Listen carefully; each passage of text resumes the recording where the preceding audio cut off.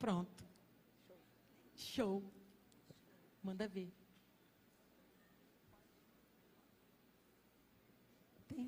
Glória a Deus, a paz do Senhor Jesus, igreja. Gente, eu não sei fingir costume. Eu estou chocada de estar aqui hoje. De alegria, de honra, né? E aí, para completar, quando eu cheguei ali, dobrei os joelhos, o Senhor falou assim comigo: você está entrando num lugar que é uma promessa. Mas ele não estava falando sobre mim, não que eu não esteja, né? Tanto que quando eu digo eu estou chocada é porque eu sei que eu estou vivendo hoje aqui o cumprimento de promessas. Mas quando eu dobrei os joelhos é porque o Senhor falou comigo que esse lugar aqui é uma promessa, né? É o cumprimento de uma promessa, algo que Deus um dia disse e hoje eu estou pisando naquilo que um dia foi verbo e hoje é carne, né? Então, uma honra estar aqui de verdade, né? Se vocês já não fossem tão honrados quanto são, e quando eu digo isso, não falo a nível de igreja, instituição, falo isso porque foi Deus que me apresentou vocês quando eu dobrei o joelho aqui. Porque a gente pode falar da gente, mas é tão bom quando Deus comunica da gente, né? E Deus comunicou da igreja para o meu coração hoje aqui quando eu dobrei os joelhos. É como se Ele dissesse: isso aqui é tudo meu.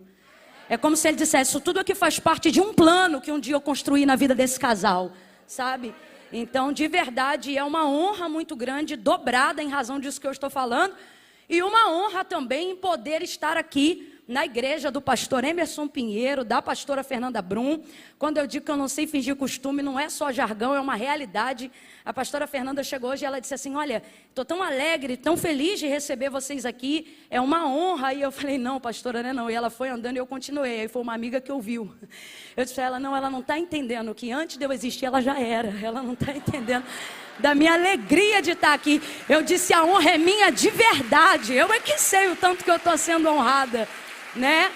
Então, Deus abençoe a vida de vocês. É aquela honra mesmo que deixa a nossa boca seca, sabe? Que falar, Camila, eu ouvi sim, só que eu fingi que não ouvi. Coisa linda, tá certo, muito bem. bem. Porque eu fiquei com vergonha, assim, não, sabe? Mas você tá certa, é isso aí. Quem fez certo foi a senhora. Eu é que de vez em quando faço as coisas erradas. Pecado. Glória a Deus, glória a Deus. Deus abençoe. Deus abençoe pastora Ana Nóbrega. Tô falando, tô nervosa, já começa a gaguejar. Ana, te amo, intercessora. Falei: Ana, que máscara é essa? Você tá no Rio de Janeiro, vigia. Como é que você me vem com uma máscara dessa? Tô brincando com a Ana. A Ana ela de verdade é uma missionária. A Ana é transcultural. Eu falei isso para mexer com ela, porque a Ana, ela é uma nordestina, amineirada, porque não tem um sotaque definido em nenhuma área. Isso aqui tinha que dar aula na Jocum, para falar sobre missão transcultural. Isso aqui está pronta para... Sensacional, eu te amo. Que bom estar hoje aqui. Quando eu vi que era você que estaria, meu coração teve paz. E a melhor coisa que um ministério pode oferecer para as outras pessoas é a não sensação de ameaça pela autoridade, mas de paz que eu estou sentindo hoje aqui através da vida de vocês. Deus abençoe. Evangelho de Jesus, segundo escreveu João, capítulo de número 4. Foi a palavra que o Senhor confiou ao meu coração para essa tarde, nesse dia. Glória a Deus. Deus abençoe toda essa família, os louvores não, os adoradores, os ministros. Ai, nervoso, Jesus vai fazendo a obra. Os ministros dessa casa. Pastor Emerson, dá muito para ver que a sua identidade está na igreja. Porque assim, eu já contei uns 3 teclados, mas deve ter mais uns 4 em algum canto aí. Que coisa linda, de verdade. De verdade, nosso Deus. Glória a Deus. É bonito isso, sério, de verdade. É você ver que tem tanta identidade, tanta personalidade naquilo que faz, que transparece em tudo que você toca, né? Em tudo que você vive. Deus abençoe. Rebeca, feliz de te ver aqui. Eu acho que a Rebeca também está nervosa. Por quê? Porque ela está assim o tempo todo: senhora. Ela chegou ali para mim e falou 4 senhora para mim. Falou: a senhora vai querer água assim assada, a senhora vai querer não sei o quê. Eu falei: a senhora vai te dar um soco se a senhora continuar me chamando de senhora. É uma amiga, mas é princípio de honra. Ela é extremamente especial. Engraçado que você perto do Isaac, você agora está com 1,20 de altura, Rebeca. Deus abençoe, viu? Glória a Deus. João capítulo 4. Gente, eu me faço acompanhar da minha mãe. Fica de pé, mãe. Fica, mãe, que a senhora está vivendo promessa junto comigo hoje. Oh, glória a Deus. Senta, mãe, que é para a vaidade não entrar no coração. Mãe do céu, para vir para a Barra da Tijuca, a gente tinha que pegar o Tinguá. Agora nós chegamos aqui de boa, tu viu? Deus é fiel. João 4. Eu pedi aqui, e vou fazer isso aqui antes, para que após a leitura do texto sagrado não tenhamos necessidade de acrescentar mais nada que não seja tão somente a palavra. E aí eu gostaria de dizer para vocês que os materiais que o Senhor nos confiou, né, são materiais, são vestuários. E foi uma forma que Deus nos deu de conseguirmos ser mais ativos e mais relevantes na obra missionária. E como eu estou numa igreja extremamente missionária, a pastora me deu liberdade para poder falar deles aqui. E eu gosto, quando posso, quando tenho liberdade, falar do propósito que essas roupas carregam, porque elas são a forma que a gente encontrou de ser útil no campo. A gente trabalha com esse material há 3 anos. No primeiro ano, a gente investiu em lugares fora do Brasil, África do Sul, Bolívia, países da América Latina. Mas há 2 anos, o Senhor falava comigo que Ele estava inaugurando algo no Brasil e eu quis participar disso. E então, sobre a palavra que diz, feliz é a nação cujo Deus é o Senhor, nós encontramos alguns projetos sérios de base dentro da nossa nação, que estão no norte, nordeste, extremo norte do país, sertão da Bahia e ribeirinhos do Amazonas. E ali a gente tem feito a diferença nos últimos 2 anos, especificamente monetariamente. A gente não leva o produto que é necessário para o lugar.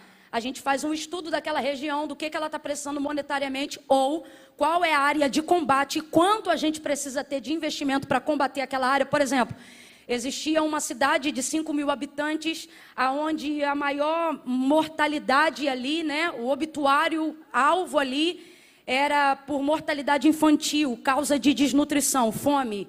E graças a Deus, nos últimos 1 ano e 9 meses, criança nenhuma mais morre naquela região desse caso, porque o problema lá não é mais fome, porque como igreja a gente entrou lá, e independente até de credo, de raça, de religião ou cor, e temos feito a diferença na comunidade local. Então a gente cura primeiro, e eles querem saber de onde a gente vê a cura, e aí então Jesus entra, né? Atende o emergencial e depois a gente fala do espiritual. Então eu gosto de falar, não para apelar, mas só porque como é roupa às vezes fala só de moda. E moda, na verdade, você atende a seu preço, a seu gosto e ao seu custo-benefício onde você for, né?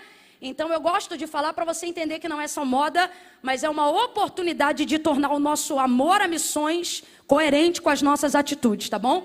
E aí quando terminar, se você desejar adquirir, vai estar ali no... Não, aqui é muito chique, não dá para falar bazar não. Como é que a gente fala? Na loja. Minha mãe arrebentou, minha mãe falou, vamos inventar uma boutique agora. Vai estar aqui na boutique, aqui do lado. Tem o vestido do leão, que é o queridinho delas. Tá aí, ó, todo colorido. Colocou um tênisinho, vocês já sabem, derruba 10 anos em qualquer idade. Eu sempre falo isso. Tem esse outro que é o que minha mãe está vestindo. E esse aqui tem nas cores azul, coral e verde, que é esse aqui que tá. Pronto. E aí tem a faixa também. Eu falo da faixa o seguinte, a faixa é legal que dá uma cinturada. Tá podendo acinturar, coloca a faixa. Não tá podendo, amarra a faixa no cabelo e deixa solto. Obrigada, pastora, muito obrigada. Tem esse de malha aqui também, ó. Basicão, com malha dobrada. O que é isso? Eu redobrei o fio. Ao invés de ser como se fosse 100%, eu coloquei 200. Para quê? Para não precisar botar forro, que forro é uma luta. Não é? Obrigada, pastora. Vai estar disponível ali na boutique. E aí, se vocês desejarem adquirir, vai ser uma alegria. Diz assim o texto a partir do verso 1 do capítulo de número 4 do Evangelho de Jesus, segundo escreveu João.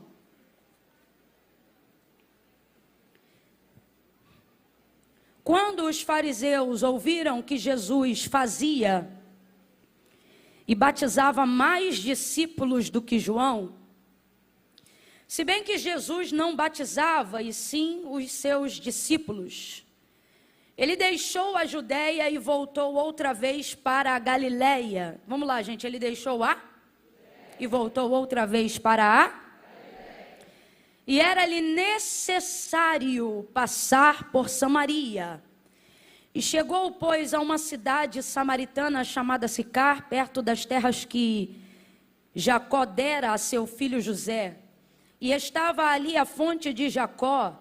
E Jesus, cansado da viagem, assentou-se junto à fonte, e era quase a hora sexta. Nisto veio uma mulher samaritana tirar água, e Jesus lhe disse: dá-me de beber. Pois os seus discípulos tinham ido à cidade comprar comida. E disse-lhe a mulher samaritana: como sendo tu judeu, pede de beber a mim, que sou mulher samaritana? Pois os judeus não se davam com os samaritanos. Respondeu-lhe Jesus: se tu conheceras o dom de Deus e quem é o que te pede, dá-me de beber, era tu que lhe pedirias e ele te daria água viva. E disse-lhe a mulher: Senhor, tu não tens com o que tirar e o poço é fundo, onde pois tem água viva? És tu maior do que nosso pai Jacó, que nos deu o poço, do qual ele próprio bebeu, e bem assim os seus filhos e o seu gado? E respondeu-lhe Jesus: todo aquele que beber desta água tornará a ter sede, mas aquele que beber da água que eu lhe der nunca mais terá sede. Pelo contrário, a água que eu lhe der fará brotar nele uma fonte de água que jorra para a vida eterna. E você diga amém por essa palavra. Glória a Deus. Eu creio que essa tarde é uma tarde de resposta, uma tarde de direcionamento. E eu vou procurar ser cirúrgica dentro daquilo que Deus confiou ao meu coração, porque todas as vezes que eu tenho a oportunidade de estar debruçada sobre João capítulo 4, a samaritana sempre ganha uma ênfase muito forte, porque nós temos com ela muita identificação, né? Acerca de algumas coisas, né? Por exemplo, como se manifesta sobre ela a graça redentora, muito antes da manifestação da cruz do Calvário, e tantas outras coisas, né? A gente acaba se assemelhando muito a ela. Então eu tenho aqui nesse texto, já por ser conhecido há algum tempo, né? Até aqueles que não são muito amantes do texto sagrado já ouviram falar dessa história pelo menos uma vez, né? Quem é que nunca ouviu falar daquela que tinha 5, que teve 5 e o 6º não lhe pertencia, né? Mas dessa vez, de ontem para hoje, o Senhor ele tem falado ao meu coração sobre dar ênfase ao que Jesus fez na sua condição ministerial diante dessa situação aqui. Então hoje a ênfase ela vai estar mais do que nunca, né? É tudo sobre ele, mas hoje mais do que nunca vai estar voltada para ele. Eu tenho pelo menos aqui umas 5 oportunidades de sermão, onde eu já pude fazer em cima desse texto, mas nunca uma tão específica sobre Jesus. Mas eu sinto que nessa tarde Jesus disse: eu quero que o meu povo faça exatamente como eu fiz nesse dia. E uma das coisas que ele fez, e certamente é a mais difícil de fazermos, foi ter deixado a Judéia naqueles dias para se dirigir à Galileia. Porque a Galileia era um lugar repetido, e você sabe que a nível de ascensão ministerial, Jesus sabia, através da sua onisciência, que ele só tinha 3 anos e meio para poder percorrer tudo o que precisava percorrer, fazer tudo o que precisava fazer e garantir que tudo seria estabelecido antes de ser assunto aos céus. O que mostra um dos princípios mais elevados do próprio Deus, né? O princípio do tempo. Até o Filho do Deus vivo, o Senhor de toda a eternidade, também tem prazo, também tem tempo. Também se submete a isso, assim como seu pai fez, porque o Deus que poderia criar céus e terra, tudo que existe e o que há, dentro do tempo que quisesse fazer, o livro do Gênesis, independente do apontamento interpretativo, uma coisa é literal, o quê? Teve um tempo, e um tempo onde o próprio Deus inseriu, ele se inseriu e determinou, fez a mesma coisa acerca do princípio do descanso, mesmo não precisando descansar, mas também fez isso porque ele é pedagógico, ele estabelece princípios dos quais, não precisando, também é capaz de fazer. Só para nos mostrar que está nos dando a graça necessária para fazer também, como ele fez. E aí aqui nesse caso, é a mesma coisa. Então voltar outra vez para a Galileia requer passar por um lugar onde ele já havia passado. E chega a ser complexo para a gente tentar imaginar Jesus passar novamente por um lugar onde ele já tinha passado, porque a gente normalmente só volta em lugares por dois motivos, basicamente. Primeiro, se a gente gostar. E o caso da Galileia não era só afinidade pessoal, porque gostar a gente vai ver em João 9, João 10 e João 12, que é quando Jesus deixa claro que retornava à casa de Lázaro, não por necessidade, mas porque os amava. Afinidade pessoal. Tirando esse fato, a maioria dos outros lugares onde Jesus percorria, ele fazia isso com muita objetividade, tanto que, se ele estivesse em um lugar onde ele não pudesse frutificar, dentro daquilo que se propunha a ser feito naquele lugar, ele não ficava. Porque Jesus é muito intencional, muito proposital e tudo isso por quê? Porque ele sabe que tudo isso está na regência de um tempo, está na regência de um prazo que mesmo sendo o Filho do Deus vivo, e como a gente aprendeu na escolinha bíblica dominical, mesmo sendo 100% homem, mesmo sendo 100% Deus, ele se mantém nesses princípios. Lembra quando Maria, sua mãe, diz para ele, olha, o vinho acabou, e ela está pedindo dele alguma coisa, e ele deixa claro algo acerca do prazo, quando ele diz, ainda não é chegada a minha. Se ele sabe qual é a hora chegada, sabe tudo que precisa fazer antes de chegar a sua hora. Jesus não tem o domínio para mudar as coisas do tempo no que tange a sua humanidade carnal, mas ele tem planejamento daquilo que ele vai fazer enquanto não chega a hora do que precisa definitivamente ser feito. Isso mostra um nível de coerência que não adianta, né? Pode ter unção, pode ter ministério, pode ter poder, pode ser cheio de Deus, pode ser cheia de Deus. Você pode falar em línguas de manhã, de tarde, de noite, pode ter promessa. A primeira coisa que Deus estabelece acerca de princípio para a vida é que tudo nessa vida tem um prazo. Eu estou colocando prazo ao invés de colocar tempo, porque quando a gente fala tempo, isso parece que coloca sobre a nossa vida um nível de margem onde a gente sempre vai ter tempo. Isso vai colocando em nós um tipo de ilusão, uma falsa esperança, que tipo assim, vai sempre dar tempo.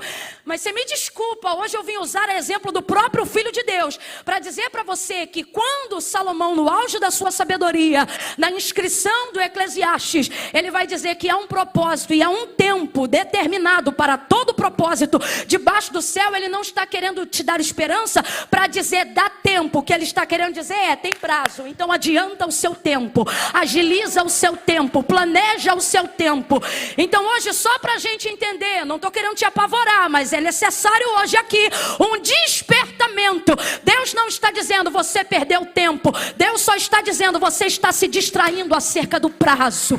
Então fica ligado, fica ligado, fica ligado. Camila, será que é assim? É assim. A Bíblia diz que a tribo de Issacar recebeu isso como se fosse um dom de Deus. Diz que eles dedicaram a vida deles desde o nascimento, desde a sua formação, para discernir os tempos e as estações.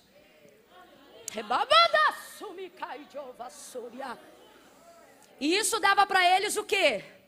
O que hoje é mais caro do que qualquer moeda, mesmo que nós estejamos falando de libra. O privilégio da informação antecipada.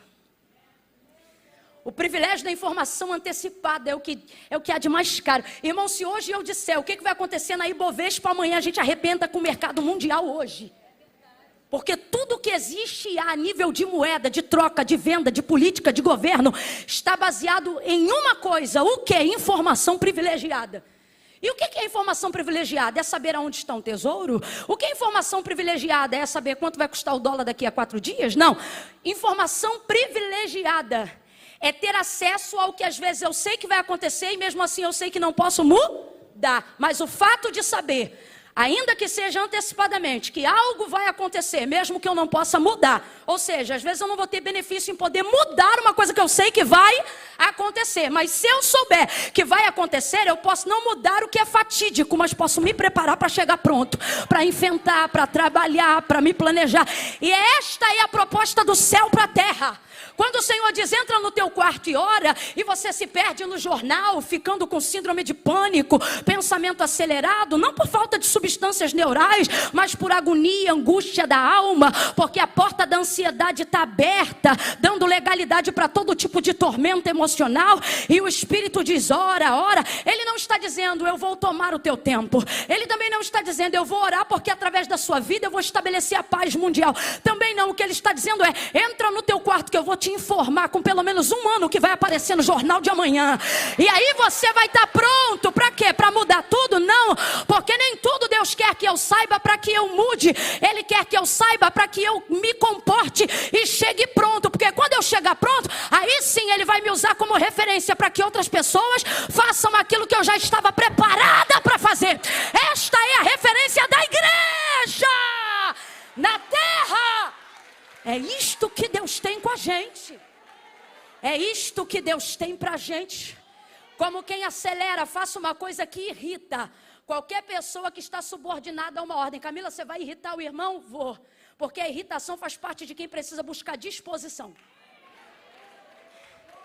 Como quem irrita o colega do lado. Camila já falou que não pode tocar, não é para tocar não.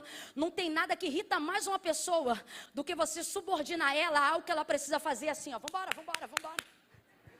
Nada. Só que como a gente não pode tocar em ninguém hoje, a gente vai fazer isso. Vai dar umas 3 palminhas baixinho e vai dizer: bora, minha filha. Bora, bora, bora. Havia. Porque Deus não está dizendo que você tem tempo para você se acomodar. Deus está dizendo que você tem tempo para você entender que chegou a hora do prazo. Chegou a hora do prazo. Chegou a hora de organizar as demandas da sua vida. Quem está entendendo o que Deus está falando, levante a sua mão e dê graças ao Senhor. Porque nesta tarde alguém pode pensar: foi lá para um culto, foi lá para um encontro. Eles não entendem que nós estamos há mais de 2000 anos nos reunindo aqui na terra, mesmo sabendo para onde a gente vai, não por dúvida de onde a gente quer chegar, mas a gente se reúne aqui. É consagração, o povo de Deus vem. É vigília, o povo de Deus vem. É culto à tarde, o povo de Deus vem. Por que, Camila? Informação privilegiada. Ah, meu Deus! É por isso que a gente está aqui, gente. Quem diz que adora a Deus a despeito do que Ele faz, só por causa daquilo que Ele é, ainda não entendeu de verdade os propósitos de Deus. Quando você mal conhece Deus, já diz: eu adoro Ele pelo que Ele é. Isso é uma verdade filosófica, mas não é vivida.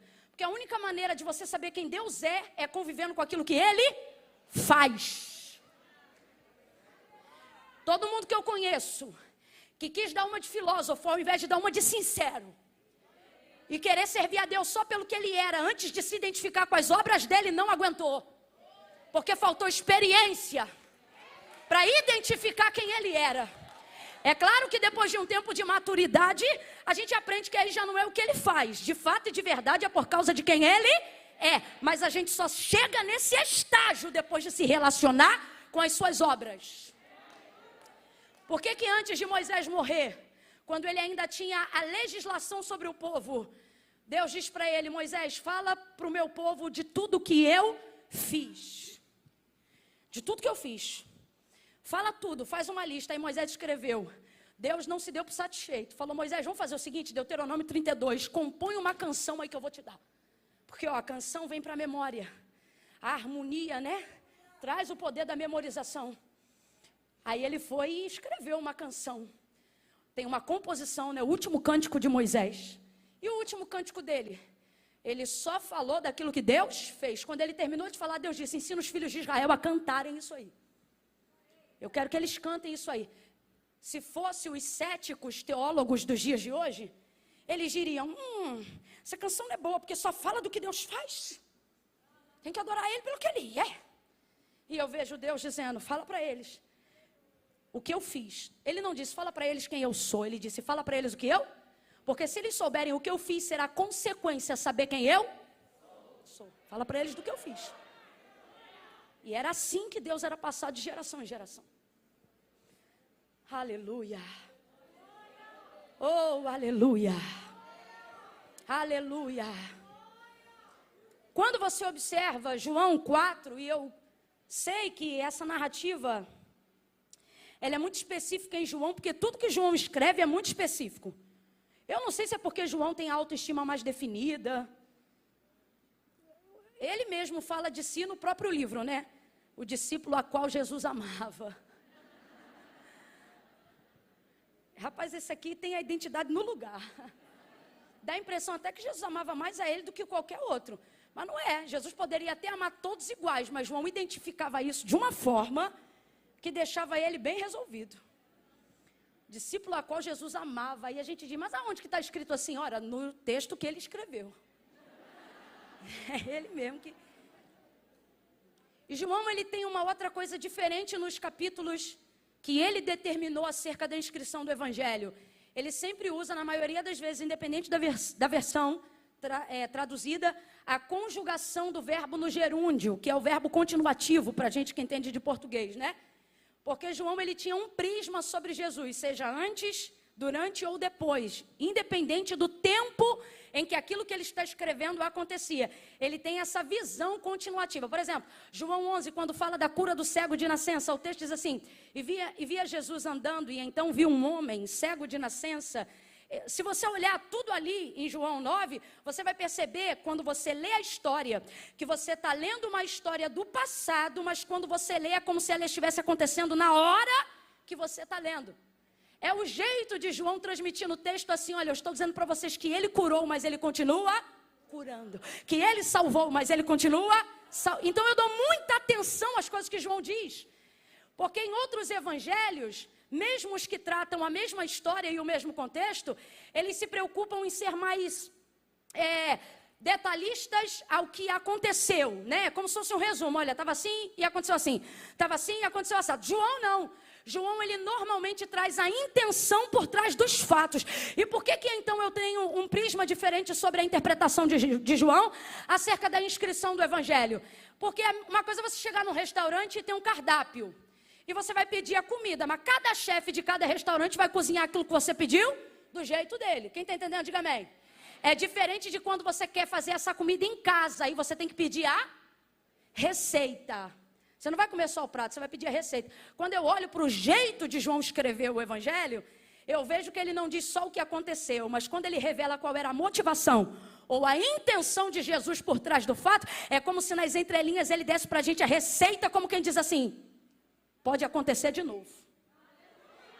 Se você entender a receita, porque quando você sabe cozinhar, você fica refém de quem cozinha? Não, se a pessoa está, você come, se não tiver, você come também. Rapaz, a coisa é tão apertada, se a gente for usar o exemplo de cozinha, que se alguém fizer o que a gente faz, mas não fizer do jeito que a gente faz, a gente não come.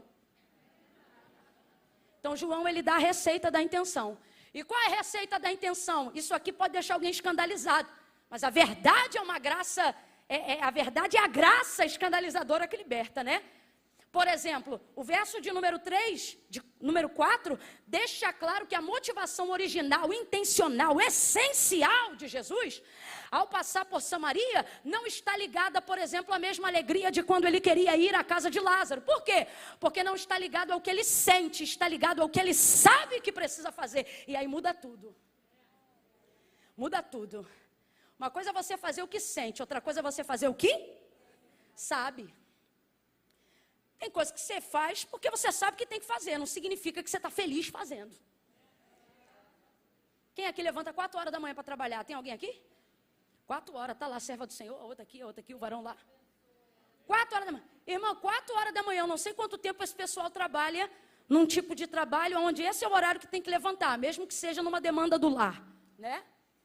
Aí 4 horas, fala aí, irmã, tu levanta dizendo, 4 horas, maravilha!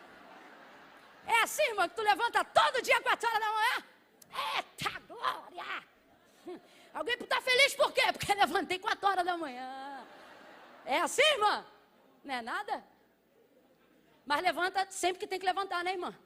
É o quê? De segunda a sexta? Segunda a quarta? 24? Eita, Jesus, ajuda. Vamos fazer uma oração pela tua vida hoje. Não, mas vamos lá. Não dá para fazer isso o tempo todo alegre e feliz. Você perguntar se é grata pelo emprego? Sou. Você é feliz com a ferramenta que Deus te deu? Sou. Agora não dá, porque são coisas diferentes. Agora mesmo assim ela não deixa de fazer o que tem que fazer. Quando você não está afim, você levanta essa hora também, não levanta? E o dia que você não quer ir, você também levanta? E o dia que você dorme na noite anterior dizendo, amanhã eu vou arrumar uma desculpa. Mas quando você vê que só aceita o troço do SUS, aí você diz, vai demorar tanto que é a hora que eu já estou voltando do emprego.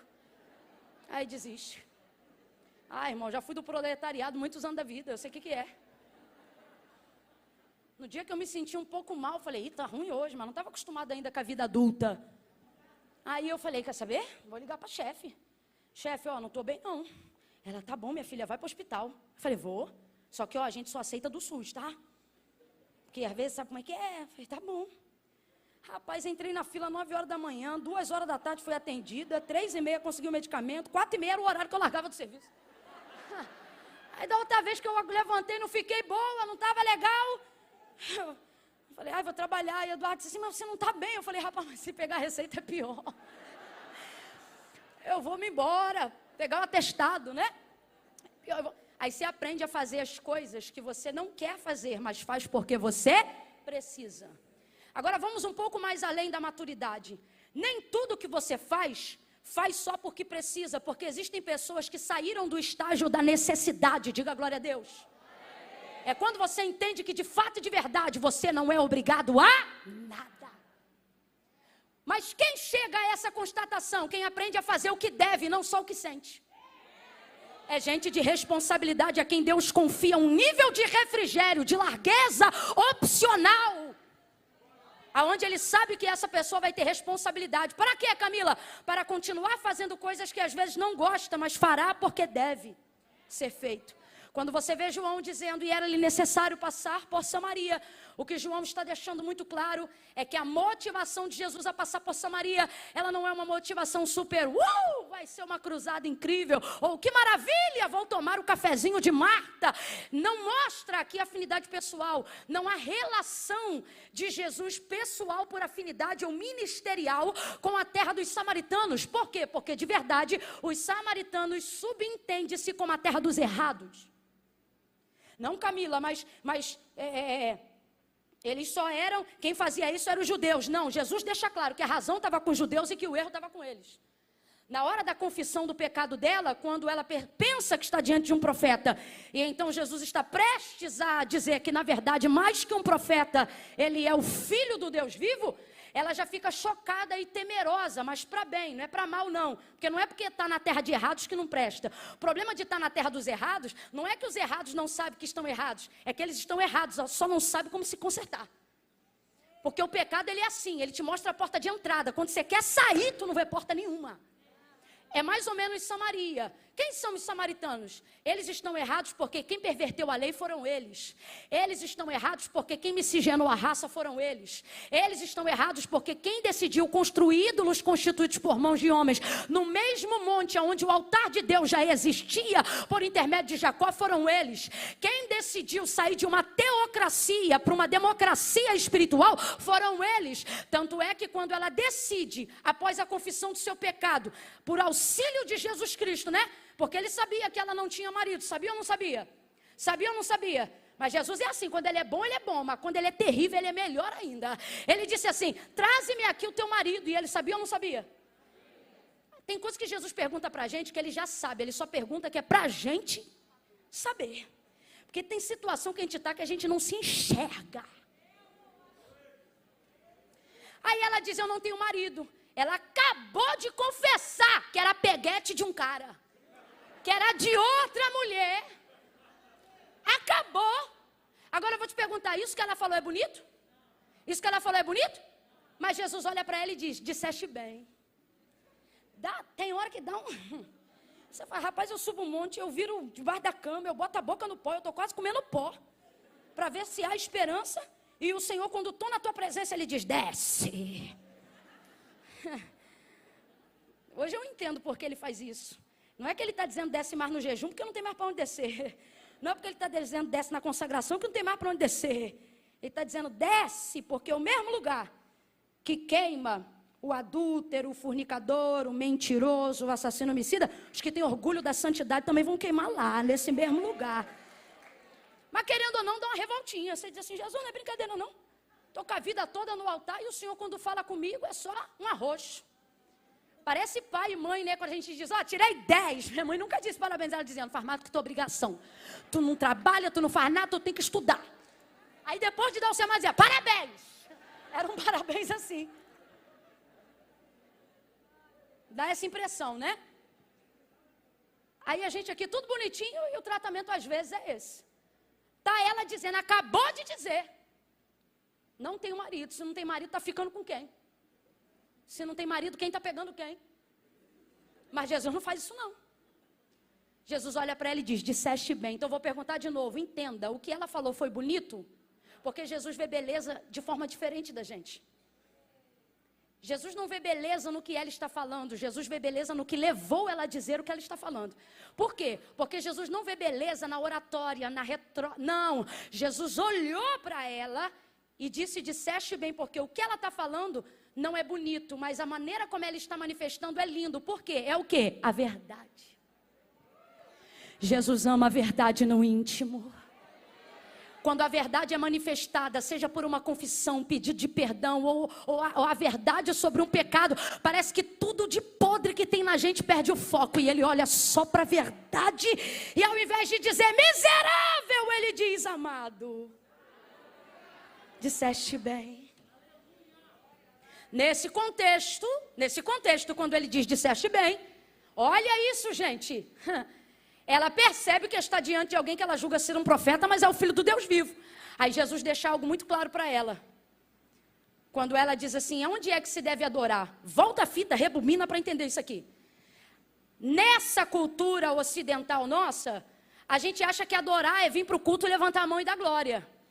Mas a manifestação de adoração, desde o dia em que Deus constituiu a adoração no deserto, depois da libertação do seu povo do Egito, a adoração em todo significado, seja no Antigo ou no Novo Testamento, ela revela entrega, ela revela sacrifício. Por isso o Senhor dizia na prestação de culto no tabernáculo ou de adoração no deserto, Moisés, deixa claro que ninguém do povo se apresente diante de mim com as mãos.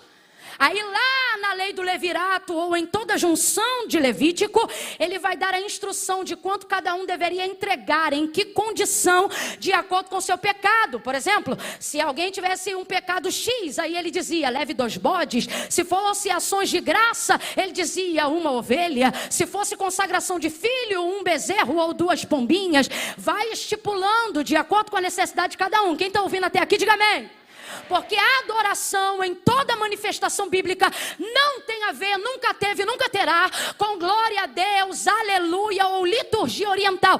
Tem a ver com entrega. Por isso Davi já conhecia a liturgia, o ritual, mas mesmo assim se sentia vazio depois do pecado de Betseba. Ele não ofereceu nenhum bezerro nem 2 não, foi uma matança aquele dia.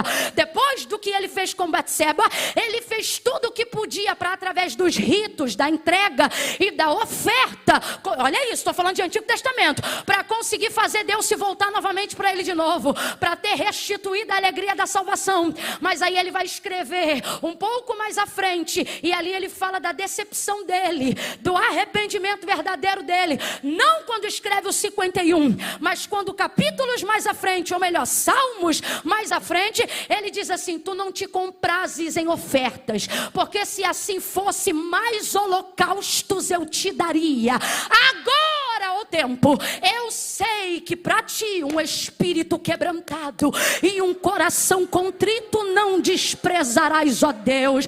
Agora ele trouxe a oferta certa. Por quê? Porque a adoração não tem a ver com ritual litúrgico.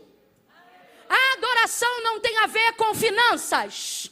Mas Camila, envolve tudo isso se você tiver a intenção certa. É isso que Deus está olhando. Se eu pudesse falar isso aqui, a grosso modo eu diria, Deus ama a oferta, mas só se a oferta falar do ofertante.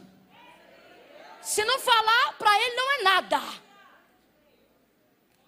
E aí dentro desse contexto, para você entender o que está aqui no capítulo 4, quando ela se percebe, quando ela nota, que está diante de uma situação de pecado confessado, e acredita que está diante ou de um profeta ou de um sacerdote, seja o que for, de um judeu a quem ela considera superior a ela. E por quê? Porque todo samaritano sabe que está na condição do erro. E quando você está na condição do erro, o outro pode não ser um nada, mas se ele tiver certo, ele tem autoridade sobre você. Aí, parece que ela sai da conversa, mas ela não sai da conversa, não. Ela diz assim, aonde é que se deve adorar? Se você olhar com a visão ocidental, você diz assim, ficou sem graça. Jesus acabou de dizer, tu tiveste 5 e o 6 que tu tem não é teu marido. Aí ela diz, onde é que se deve adorar? Fica parecendo que ela saiu da conversa. Tipo assim, tem um culto por aqui, deu uma de crente. Porque não sei se tu já percebeu, crente é assim. Tu entrar no teu prédio ou no escritório, a pessoa achar que tu é crente, ela começa a cantar um hino do nada. Só para tu ver que ele é crente. Aí quem olha a grosso modo, pensa assim, ficou sem graça, tentou fugir da conversa. Não. Porque o pior não é saber o que eu tenho que fazer depois que o pecado é confessado. O pior é confessar. Depois que eu confesso, irmão, o que eu tenho que fazer vira fichinha. A pior prisão do pecado, você pensa assim, eu não posso falar por causa disso, por causa daquilo. Exatamente, porque o pior, na verdade, é falar. Depois que você fala que desaba tudo, aí tu começa a construir de novo. É a parte mais difícil. Falar. Então, quando ela percebe que está diante da oportunidade de ser livre dessa cadeia, não, ela não foge da conversa, ela entra dizendo, aonde é que se deve adorar? Vou traduzir, aonde eu levo oferta para expiação desse pecado que eu acabei de confessar. Nas entrelinhas, olha o que ela está dizendo, como é que eu resolvo isso aqui, profeta? Ela não está com medo não, ela está dizendo, tá bom, já falei, estou no rolo, agora eu quero resolver. Por quê? Ela está deixando claro que na verdade ela sempre sabe que está errada, só que ela não tem como resolver, e ela diz, por quê? Olha o que ela diz, porque assim, eu levo essa oferta no templo ou no monte, porque ela jura, ela tem certeza, que Jesus vai olhar para ela e vai dizer assim, no templo, para ela poder dizer, mas você sabe que no templo a gente não entra, né? Porque vocês não deixam. Ela jura que vai dizer isso. É um jeito dela dizer, falei, não tenho vergonha, é isso mesmo, e não se mete na minha vida. Porque vocês dizem que a gente está errado, mas não dizem como a gente tem que se consertar. E tem uma cambada de pregador assim. Uma cambada de pastor. Cambada, Camila, cambada, que isso não é povo. Toda mensagem que visa apontar o erro de alguém deve mostrar onde está a porta de saída.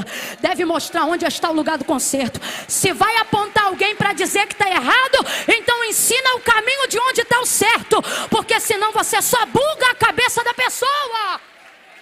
Aí ao invés de ficar só errado, fica errado e doido. Aí ela diz assim, onde se deve adorar? No templo ou no monte? Só que ele vem com algo que ela não imaginava. Porque Jesus tem um poder de sintetizar coisa complexa que deixa a gente pirado. Lembra do episódio? O povo vem com a lei, traz a mulher adúltera, pega no ato. Rapaz, aquilo era para bugar. Imersão teológica, a gente ia ficar doido. E agora? E agora? A gente ia dizer, o culto volta aqui daqui a pouco. A gente vai estudar esse caso. Não, Jesus não. Jesus pega a situação mais louca e complexa que podia acontecer em cima da hora. Tá aqui, pega no ato. Moisés disse, aí traz a lei para respaldar. Rapaz, Jesus pega um troço que não está na lei, mas tem respaldo tanto como se fosse a lei. E ele sai da situação em 5 minutos. Que 60 segundos. Ele olha para ela, está a lei, está o ato. A síntese dele. Quem não tem pecado, atire a primeira pedra. Acabou a imersão teológica de Jesus. Resolveu na hora. Deu-lhe um seminário, bugou a mente de todo mundo, vai todo mundo para casa estudar. Rapaz, ele falou, mas está errado. Certo, não sei. Ele olha para ela, João 4, e diz assim, tu sabes que a salvação vem dos judeus. Então quem está errado? Obrigado, ainda bem que tu estava aqui.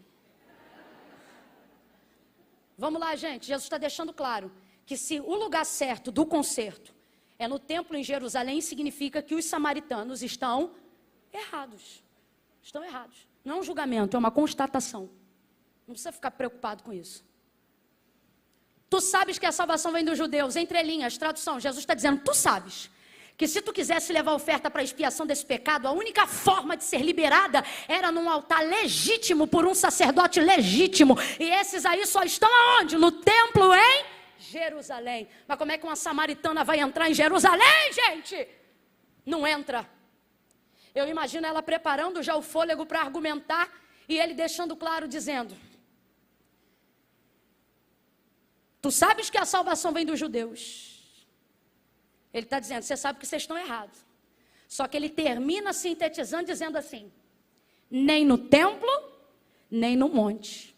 Porque ela diz, eu levo essa oferta onde? No templo ou no monte? O que ela está dizendo nas entrelinhas é isso aqui, ó. O que Jesus, perdão, está dizendo é isso aqui, ó. Filha, tu leva aonde? Ó a sinuca de bico dela.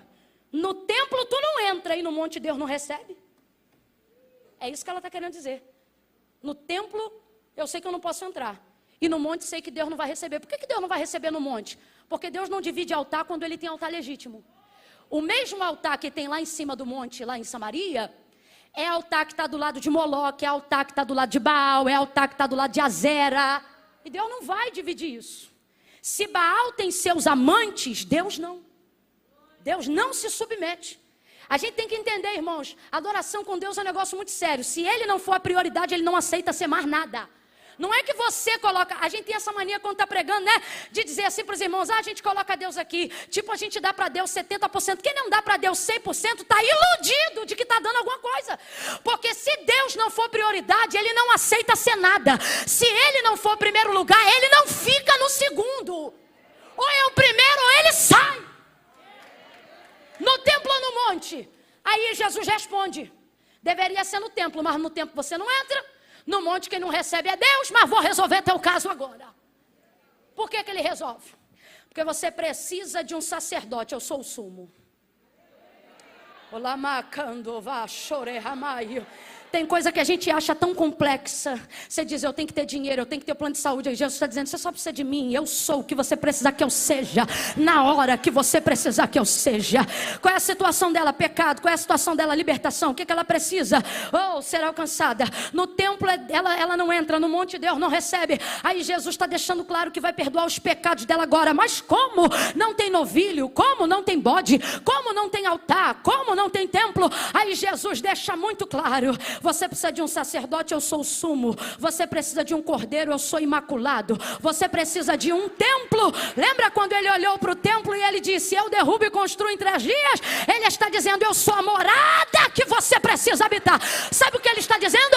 Eu sou tudo que você precisa que eu seja. Mas não sou no templo e não no monte. Eu sou aqui para todos aqueles que se arrependem verdadeiramente. Para todos aqueles que descem verdadeiramente. Ele olha para ele e diz, nem no monte, nem no templo. Mas a todos aqueles que o adorarem em espírito e em verdade. Ele está dizendo, pode não ter nada na mão, mas se tiver no coração, eu vou patentear a tua oferta, vou legitimizar o sacrifício, vou te dar um banho de sangue e vou te promover. Imediatamente no mundo espiritual, ela é transportada do império das trevas para o reino do Filho do seu amor. Aleluia. Quem é essa mulher? Bispo T.D. Jakes usa uma analogia que eu nunca mais vou esquecer. Ela é a chave em Samaria. Por quê? Porque Jesus não está tratando só com ela porque tem uma obra na vida dela, mas porque ela é a chave que abre a porta para alcançar todos os samaritanos. Para quê? Para cumprir-se uma profecia dita pela boca de Isaías, aonde messianicamente ele determinava que não só os termos de Israel, mas até as regiões de Tiro e Sidom, e também a província de Sicar, a quem Deus saberia que já estaria deplorável nos dias de Jesus, seria também alcançada pela manifestação da glória do Filho de Deus aqui na terra. Jesus vai estender o mapa. Agora volte ao verso de número 4. João revela tudo isso quando diz assim, e era-lhe necessário. Sabe o que significa?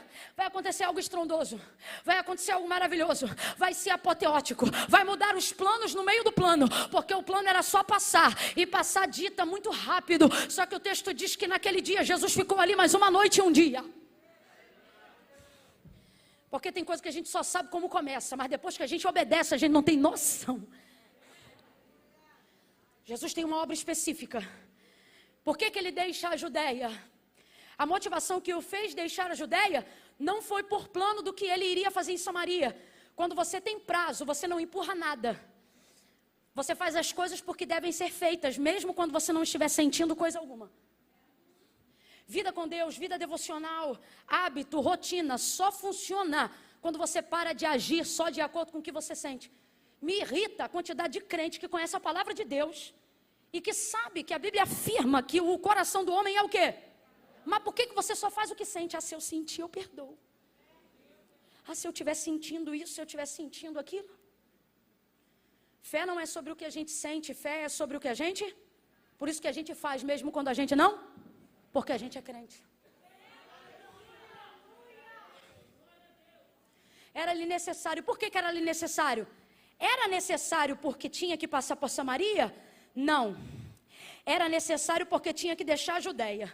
E já que o destino final era a Galileia, o jeito mais rápido de fazer isso era passando em Samaria. Qualquer judeu que saísse da Judeia para ir para Samaria fazia obrigatoriamente uma viagem de 6 dias. Quantos dias? Porque ele tinha que dar toda uma volta no entorno de Samaria. Para quê? Para não ter que topar com nenhum samaritano, porque judeus e samaritanos não se comunicam. Jesus vai para Galileia. Eu quero que você frise isso, já estou caminhando para concluir. Frisa isso na sua cabeça. O destino final era o quê? Qual era o destino final? Abre essa boca santa por baixo da máscara. O destino final era? Galileia. Jesus vai passar por Samaria porque isso derruba a viagem em 3 dias. E Jesus não tem tempo para ficar perdendo com coisa que está acontecendo, não. Tem gente aqui que está em situação onde no meio tem uma pendência e você quer dar volta. Jesus está dizendo, passa no meio. Aonde? Bem na pendência e resolve. Por quê? Porque isso atrapalha a viagem. Mas quero chegar no destino final. Às vezes chega no destino final, mas chega arrebentado. Por quê? Deixou uma pendência lá no meio. Camila, mas o problema nem é meu. Não foi nem eu que entrei nisso. Igual Jesus. Você acha que ele entrou em problema com o samaritano? O Filho do Deus vivo chegou na paz. Ele era só amor. Mas agora vai entrar para resolver um problema que não foi ele que criou. Porque chamado e ministério tem a ver com isso muitas vezes. Não é sobre você entrar para terminar o que você começou. Mas é entender que tem coisas que você não começou. Mas a pergunta não é... vou resolver porque comecei. Não. A pergunta, a colocação na verdade é, não importa quem começou, se Deus me deu poder para resolver, eu vou lá. Você está entendendo? Não foi ele que começou, mas estava sobre ele o poder para resolver. E por que ele deixa a Judeia? A Judeia foi onde a obra de Jesus foi mais profícua. Antes do Calvário. Eu vejo aqui na Judeia a alegria do Jesus Deus e do Jesus homem. Por quê? Porque o Jesus Deus está no tempo certo, fazendo a coisa certa do jeito certo. E o Jesus homem está alegre, cumprindo a chamada no lugar certo, ao lado de um amigo que preparou o caminho para ele chegar onde chegou. Nesse episódio. Sabe o que eu vejo aqui? Eu vejo um Jesus que sabia que ia ter cardo, ia ter fardo, ia ter luta, ia ter traição, mas está no epicentro de um daqueles momentos onde tudo está funcionando coordenadamente e perfeitamente. Tem amigo, tem batismo, tem pregação, tem salvação, tem reconciliação, tem alegria, tem comunhão. Está perfeito. Está perfeito. É Jesus e João. Para pensar hoje nesse culto. Se ao invés de nós que estamos aqui, a gente anunciasse um cartaz e dissesse assim, imersão teológica. Aonde? No deserto da Barra. Aonde? Na Ipã.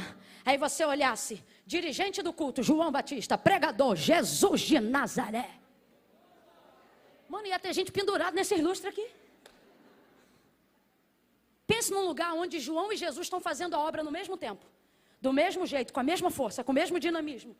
É por isso que o termo que a Bíblia usa, que a palavra de Deus define, é que havia no deserto uma multidão a perder de vista. Sabe como é que era quando Jesus e João Batista estavam juntos batizando? Se eles decidissem falar alguma coisa, a cada 50 compartilhava-se o que falava e essa voz ia reverberando, sem retorno, sem microfone. Então toda a palavra era dita pelo menos 50 vezes. Pensa no poder. E nem tinha batismo do Espírito Santo não, estou falando só ali, ó. O texto diz que não eram poucos, mas eram muitos que batizavam aquele dia. Eram tantos e a coisa cresceu até o ponto que agora quem batiza são só os discípulos. Porque Jesus não batizava ninguém. Só que quando o povo, os sacerdotes, os sumos sacerdotes, os fariseus, começaram a saber do que estava acontecendo no deserto da Judeia, eles começaram a trazer um espírito faccioso de disputa, que sai aonde? Que sai no valor quantitativo e não no mérito igualitário autoritário da glória de Deus. Olha o que eles diziam.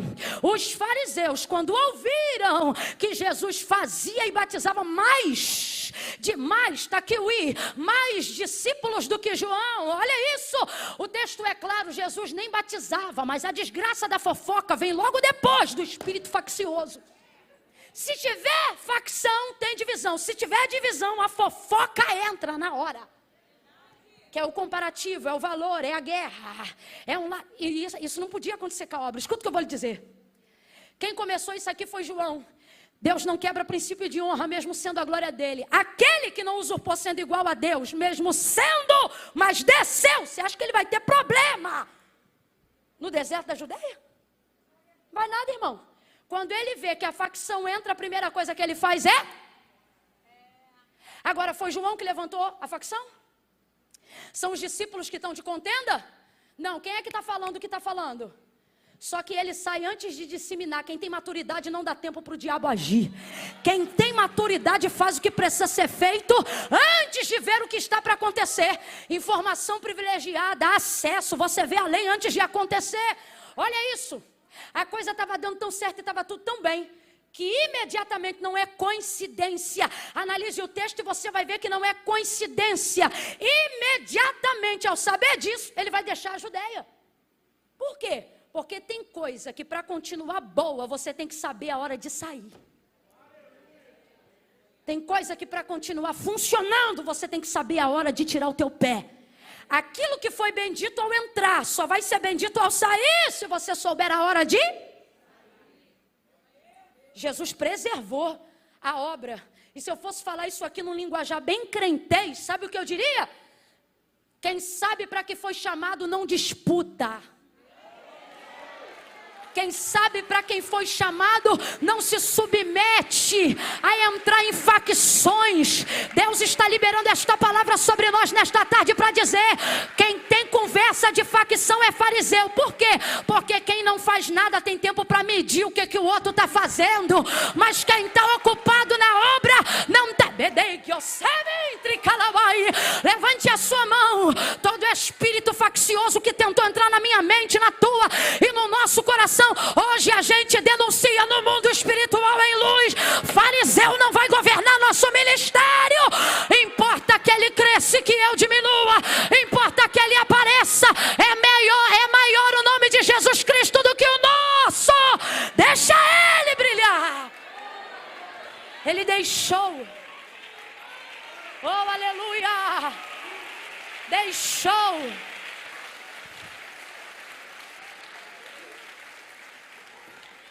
Deixar uma coisa, irmão, que não está dando certo é mole. Quem é pastor é que vai saber dizer isso aqui. Eles entram pelas portas assim: Deus mandou eu vir aqui. Soprou um ventinho. Ó, Deus mandou eu sair. Eita, mas esse Deus que tu serve é de confusão, hein? Não sabe que hora entra, não sabe que hora sai. Agora, quem tem maturidade, irmão, é quando a coisa tá boa. Eita! Porque Deus tem essas coisas. Tu tá no maior ventão. Tu diz: Deus, eu vou sair. Ele diz: fica. Quando vai tudo pro lugar e tu nem se lembra mais da crise, aí você diz assim: é maravilha, eu vou ficar. Ele diz: agora pega tuas coisas e sai. Deus é assim. Ouça isso. É fácil sair quando tu tá dando errado. Difícil é você sair com a popularidade em alta. Rapaz, o deserto da Judeia está pipocando. A campanha de João é a melhor de todas. Qual é, Camila? É do carro, é da casa? Não, ele larga o aço, fala de arrependimento, o povo batiza. É um troço fora do comum. Você sabe que, se eu fosse falar grosso modo, a religião do judeu não tem, porque a religião dele é étnica. Então pensa num lugar onde você pode batizar as pessoas e elas serem regeneradas na hora, porque não precisam ser preparadas. No sentido de que assim, não vai preparar para batizar. Ele olhava, queria batizar, porque o cara já está com aquilo ali na cabeça desde novo, já saía dali pronto. Imagina tu batizar um fariseu ou um pecador e levantar já um pregador, vai. Você batiza, tá pronto. Rapaz, era muito poder, era muita glória. A coisa estava indo tão bem, indo tão bem, tão bem, tão bem. Só que começou a entrar isso. Qual era o comentário na cidade? Que Jesus fazia e batizava. Olha a conversa, fazia e batizava. Camila, mas é verdade? É verdade. Só que tem uma parte que não é verdade, que é a que ele diz que batiza. E independente se for verdade, qual é o problema? A motivação com que é dita. É nisso que muita gente começa a ter uma humildade falsa. É quando você não se torna um mentiroso, mas você fala a verdade com a intenção errada. É o caso do fariseu. Aí o texto diz que ele deixa. E Deus me trouxe hoje aqui, foi nisso que eu disse que tinha que ser cirúrgica, para obedecer o comando do Senhor. Tem áreas na sua vida que a facção entrou, e o Senhor está dizendo que você está dobrando o joelho para entrar no território, para rasgar, para tomar posse, e Deus está dizendo, e se eu te disser que a decisão mais coerente é você tão somente deixar? Não estou falando de casamento, não estou falando de filho, porque Deus não quebra princípio. Ok? Estou falando de situações onde tem alguém disputando a tua vaidade, onde você está se sentindo suscetível a descer a um nível que não é teu, porque está contaminado com a disputa. Aí ele está dizendo, se a situação é essa, e eu friso o si com toda a força, se a situação é essa, deixa. Mas vale aqui um adendo para as solteiras. Se o cara te trata como opção, você nunca deveria ser a escolha dele. Você nunca deveria escolhê-lo. Ai, porque a fulana gosta, mas eu vi primeiro. Deixa. Deixa. Se está convivendo igual no caso da samaritana, com alguém que não é teu, não adianta trazer foto para botar no altar da IPAM. Não adianta vir para a oração para dizer, ai, é meu, eu amo. Trabalho de consagração à tarde, libertação lá na igreja da minha cunhada. A gente pipocava direto 3 horas da tarde. Era aquele culto que se a gente pecasse, a gente não ia para o culto, porque Deus falava. E não tinha esse negócio de processo não, meu irmão. O profeta olhava para você, apontava na tua cara. Contava o teu pecado na frente de todo mundo. E ainda dizia assim, não é assim? A gente ainda tinha que falar, foi verdade. Era assim. Eu sou dessa época. Aí daqui a pouco tá a gente no final do culto, tinha mesa, pedido, oração. Isso aí vai de fé para fé, de lugar para lugar. Aí veio uma moça no final do culto, não foi, mãe? Botou na minha mão. Falou, ora por esse homem aqui. Deus falou, não ora não, que não é dela não. Na hora. Falou, não ora não, que não é dela não. Tá querendo fazer comigo igual fez Balaão. O rei fez com Balaão. Eu olhei para ela, botei a foto assim, virei, botei a mão na cabeça dela e falei, santo Deus. E comecei a clamar pela vida dela, liberta ela, guarda, em amor, não foi em julgamento não, para ela entender que aquilo não era dela, para Deus dar graça para ela,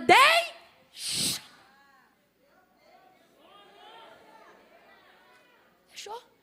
Aconteceu nesse dia um negócio que eu nunca mais esqueci, era a única foto que ela tinha na Bíblia, ela foi-se embora e não lembrou de pegar a foto de volta, a foto ficou lá, no cesto de oração, nunca mais. E não é porque, não, ela foi-se embora, nunca mais foi na igreja, não fez mais a campanha, esqueceu da foto. Parece essa aqui. Quando você entende o prazo e a vontade de Deus para a tua vida, aquilo que era prioridade muda de lugar. Não é o ponto principal, mas vale a pena o comentário. A mulher chega com um cântaro, ela quer água, briga para não dar água, Jesus não precisa de água, mas pede água. No final ele não bebe água, ela não puxa água. Todo mundo está saciado sem tomar um gole d'água. Ela reclama, vai ouvindo, ela reclama porque não queria dar para ele o cântaro, porque judeus e samaritanos não se comunicam. Ele estava disposto a beber do cântaro dela, mas do cântaro dela ninguém bebe. Porque se judeu não me dá moral, também não vou dar moral para judeu. No final das contas, não puxa água, ninguém toma água, ninguém bebe água, está todo mundo satisfeito e o texto diz que ela larga o cântaro. E entra na cidade sem cântaro. Se você entender o tempo, você vai ver que as prioridades mudam. Que o que agora parece importante, que o que agora parece que é tudo na sua vida, Jesus reputa a nada, se você entender a sua hora e o seu tempo. Deixou a Judeia, Camila, mas a obra estava muito boa, e para continuar boa ele teve que deixar. Fale aí, para continuar boa ele teve que deixar. É isso aí que Deus está dizendo para algumas pessoas aqui. Se você não gravou nada do que eu falei em todos esses tanto de minuto, Deus está dizendo para você, se você sabe o que é, deixe hoje. Deixe aqui agora. Deixe no melhor lugar onde você pode deixar algo.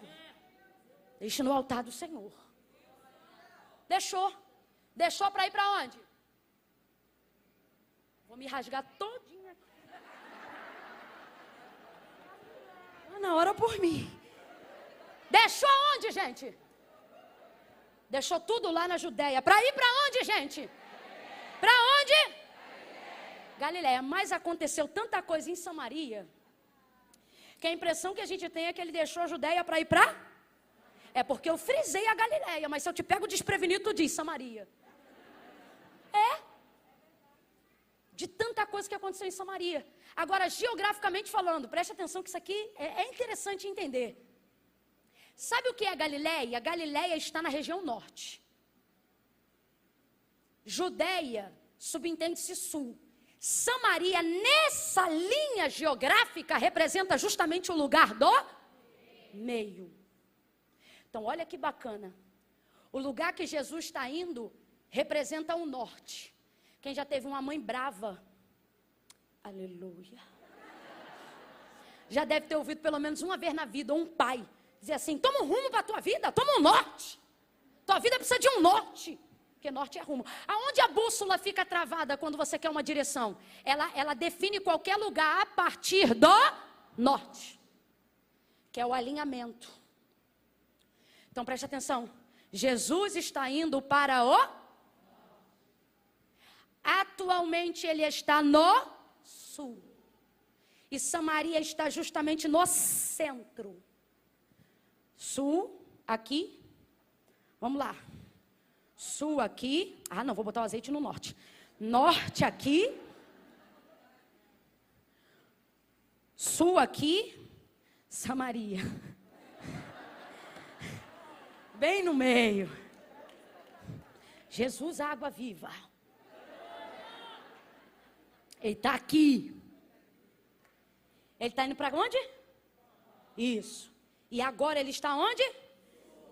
Então ele quer chegar aqui. Esse é o destino final. Completa aí, galera. Esse é o destino final. Mas no meio tem a terra dos errados, que é o centro, que é Samaria. Tu acha que é coincidência ela está justamente no... É ruim, hein? Toda pendência sempre está no meio. Sempre. Quisera que as pendências fossem no final. Ah, já cheguei mesmo? Ah, a gente não resolvia era nada. Mas Deus bota as pendências bem aonde? O que acontecia naquela época? Para o judeu não passar aqui, ele pegava a montanha de Samaria. Chegava. Quando chegava? Quem já ouviu falar sobre a parábola do samaritano? Historicamente, sabe no que ela é baseada? Nesse trajeto. Aonde os judeus tinham que fazer isso para não topar com os... O que acontece na parábola com aquele que é ajudado por um samaritano? O que acontece? Ele foi espancado, assaltado. Por quê? Porque o trajeto é longo demais, arriscado demais. Não é um trajeto geográfico próprio. Essa trilha foi criada para fugir. Geograficamente falando, ela não deveria existir. Aí, o que acontecia? Pra gente que viaja direto, tô doida, tô sentindo uma unção de Deus aqui. Jesus vai alinhar. 2021 é tempo de alinhamento, de convergência. Teu ministério vai andar, tua família vai andar. Eu estou profetizando, quem crê recebe. Oh, teus negócios vão andar, tuas finanças vão andar. Tem alguém sentado aqui dizendo: Camila, não quero dinheiro, não quero nada, eu quero viver a vida espiritual que eu vim buscar. Recebe, tua vida espiritual vai andar como nunca. Deus vai arrebentar com os atalhos do caminho. Você vai ganhar tempo, você vai ficar cansado pelos motivos certos.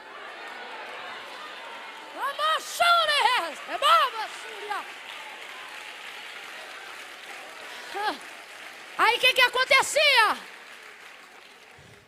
Como é que eu faço minha mala para viajar? Minha mala é estratégica. Eu conto assim, ó. Quantos dias eu vou ficar fora? 4. Que eu não fico mais do que isso longe do meu marido de jeito nenhum. E nem ele de mim. Se emendar, se tu me veio em um lugar mais, pode ter certeza que ou ele já mandou passagem para eu ir nele, ou eu já mandei passagem para ele ir em mim. Que ó, tem que se encontrar. Aí, vamos supor, se eu tenho uma viagem para 4 dias, eu faço 4 mudas de roupa pronta.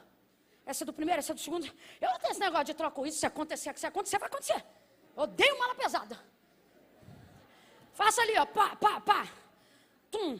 Uma de translado, outra. Ah, isso aqui é jeans, a mesma que eu vou, eu venho. Eu não sei o que.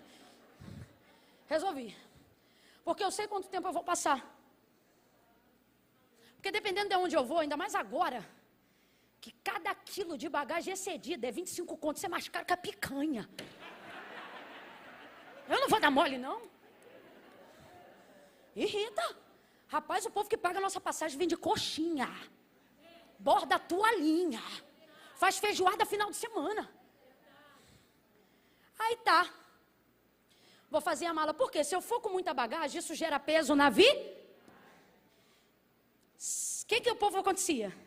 Você faz uma viagem de 3 dias, é uma mala. Você vai fazer uma viagem de 6, já é outra mala. Aí um monte de nômade aqui no deserto, porque aquela região é de nômade. Quem é o nômade? Ele não é nem de Samaria, nem de Jerusalém. Ele vive do que cai aqui no deserto. Quem está entendendo o que Deus está falando? Sai daqui e vai cheio de carga, cheio de bagagem. Por quê? Porque não vai comprar nada aqui, não vai beber nada aqui, não vai passar na lojinha de conveniência que tem aqui. Então ele leva água de casa, comida de casa, roupa de casa, tudo de casa. E ele pensa, tô bem, tá nada, tá pesado. Tá com a carroça enorme.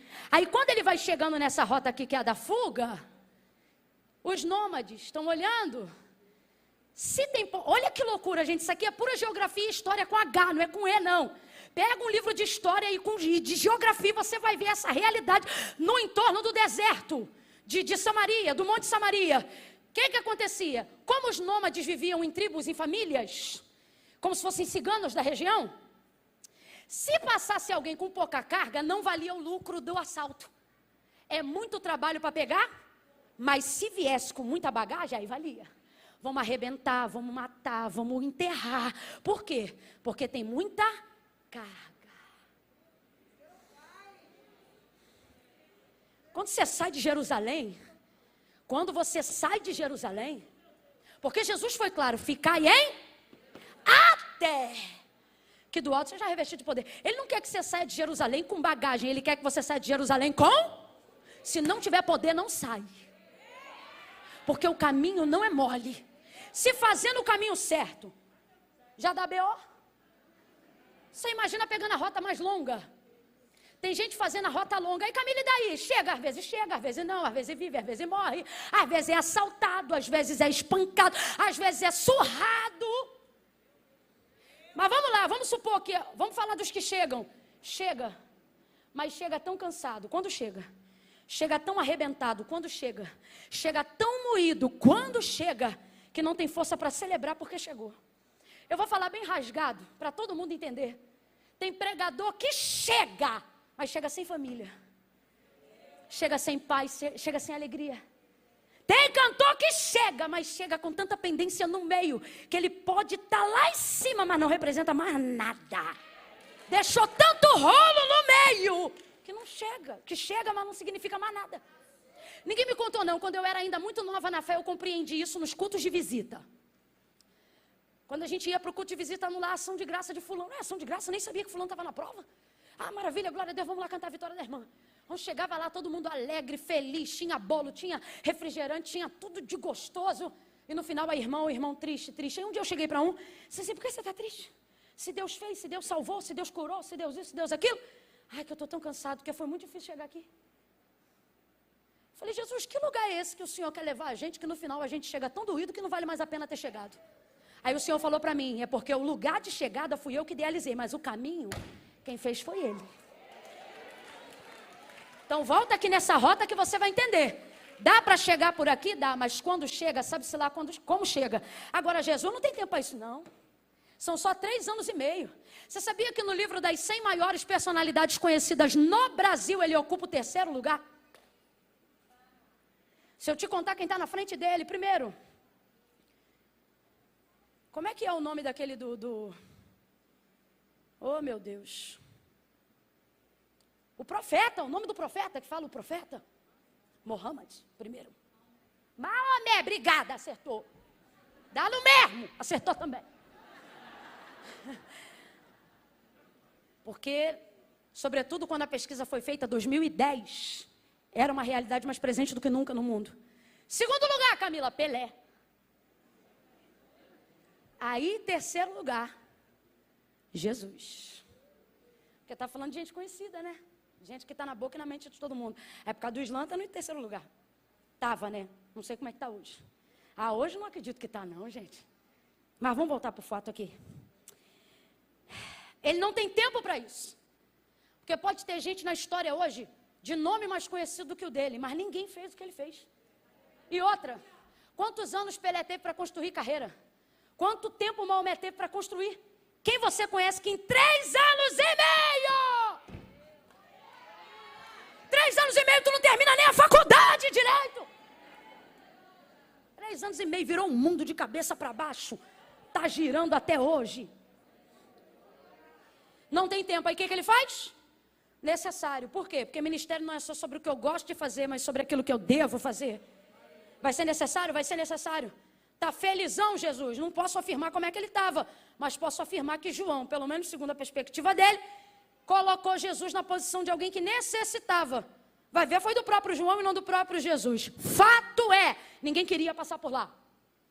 Tanto que Jesus sabia que eles não estavam preparados para esse momento que inventou lá na hora. Inventou não, mas disse para eles, vai comprar comida na cidade. Porque não estavam prontos para ver o que ia acontecer ali agora. Tem gente que anda contigo, mas não está pronto para viver o nível que Deus quer te levar. De vez em quando tem que dar um perdido. Ai, estava onde? Estava por aí, estava por aí.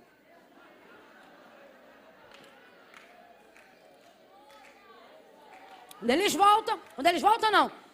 Foram comprar comida. Jesus então senta. Eu vou fechar aqui, prometo, é o último tópico. Jesus senta. E o texto diz por que ele sentou. Porque ele chegou como, gente? Cansado. Chegou cansado. Está muito cansado. Para a palavra de Deus dizer para um homem que andava mais de 13 quilômetros, aproximadamente 13 quilômetros por dia, dizer que ele está cansado é porque ele estava muito cansado. Chegou cansado, mas nem é Galileia, é Samaria. E é aqui que você começa a entender a necessidade de descansar. Por que muitos ministérios, casamentos, empresas, vidas espirituais estão naufragando? Porque a logística da nossa mente funciona assim, quando eu chegar eu descanso. Você projeta fazer tudo o que precisa ou deseja fazer depois que você chegar. Quem já perdeu a hora do almoço e depois perdeu a fome porque decidiu só comer depois de terminar uma coisa que já estava fazendo? Geral. Aí chega uma hora que você não tem mais fome, você só tem dor de... Porque o estômago já cerrou, mas o cérebro está ali, ó, latejando. Eu não sei quem inventou, não dá para eu levantar aqui um estudo emocional, não sou psicóloga clínica, só falei desse jeito para você achar que eu estudei psicologia, mas também não estudei. Mas é um efeito recompensa de que tudo que eu fiz, que eu sou, que eu quero, só é válido depois que eu chego onde eu quero. Aí as coisas passam a ter prazer e passam a ter significado. Só que vamos lá, nos últimos 7 anos, depois desse movimento coaching motivacional e emocional, aonde se tem dado mais valor para a alma, para a mente, para as emoções do que nunca antes, a gente começou a perceber. Você quer ver? Eu me lembro. A primeira linha do coaching apareceu dizendo assim, nada contra, tá? São só dados. De verdade, nada contra mesmo. Na primeira linha foi assim, sucesso, coisa sobrenatural. A gente lotava os ginásios para quê? Para aprender um método que não conhecia, uma coisa que a gente não tinha ideia. Para quê? Para a gente arrebentar nas vendas, para a gente ter sucesso na empresa, para a gente ser feliz. De 3 anos para cá, mudou. Agora a ideia é rotina, hábitos, paraná. Por quê? Porque começamos a entender que como a vida é uma jornada, o ideal não é você esperar para ser feliz, mas ser feliz enquanto vai para lá. Sim ou não? É a melhor maneira, é a mesma coisa. Quando Deus chamou Abraão para sair da terra dele e ir para uma terra que ele ia mostrar, ele disse para Abraão qual era a terra? Ele disse para Abraão qual era a terra? Era a mesma terra que o pai queria chegar, era a promessa antiga Canaã. Mas Deus falou para ele? Não, Deus não falou para ele não. Porque para Deus não importava necessariamente aonde ele ia chegar, mas importava o jeito que ele ia fazer a viagem. Tudo que Deus tem para cumprir na nossa vida, Ele pode fazer cumprir do dia para a noite. Quem está entendendo, diga amém. E por que Deus não faz? Porque Ele não está preparado para nos dar? Ou porque nós não estamos preparados para receber? Agora, Camila, esse não receber significa que nesse intervalo de tempo, Deus tem que me provar, me humilhar. Nada disso. Sai desse misticismo religioso desgraçado. De que para ser profeta tem que ser pobre. De que quanto mais de Deus, menos dente na boca tem que ter. De que para ser vaso não pode ser assim ou assado. Sai disso. Isso é misticismo religioso. O que Deus deixa claro é que nesse intervalo de tempo, você vai poder desenvolver com Ele o que nós chamamos humanamente de relacionamento. Camila, mas Deus ama a todos igualmente. Há alguma coisa que eu possa fazer para que Deus me ame mais? Não. Há alguma coisa que eu deixe de fazer para que Deus me ame mais? Também não. Deus vai amar do mesmo jeito. Porque isso não tem a ver de como Deus se relaciona com nós, isso tem a ver de como nós. Então, Camila, o amor de Deus por todos é igual? Igual. A oportunidade salvífica é igual? Já foi, totalmente. Eu digo já foi porque já é. Agora, a maneira como cada um se relaciona com Deus não depende de como Deus serve Ele, depende de como Ele serve a Deus. O que eu estou dizendo? Quando Deus chama Abraão para sair da terra dele e ir para a terra da promessa, vamos dizer assim, Deus podia trazer a terra, se quisesse, para Abraão onde ele estava. Só que Deus vai fazer com Abraão algo que Ele quer fazer com todo mundo a quem Ele quer dar o destino da jornada. O quê? Ter Ele no trajeto. Por quê? Porque a alegria não é chegar lá para dizer eu tenho. Porque isso não é garantia de que você vai continuar tendo. Quantas pessoas você conhece que tiveram promessa, Deus cumpriu, mas não tem mais o Deus que cumpriu? Fala a verdade, fala a real. Por quê? Porque não souberam fazer com Deus relacionamento enquanto iam para lá. Você quer ver? Eliseu prometeu a Sunamita um filho. Ele disse, tu conceberás e darás à luz a um filho em cabo de 1 ano. Ela teve um filho, sim ou não?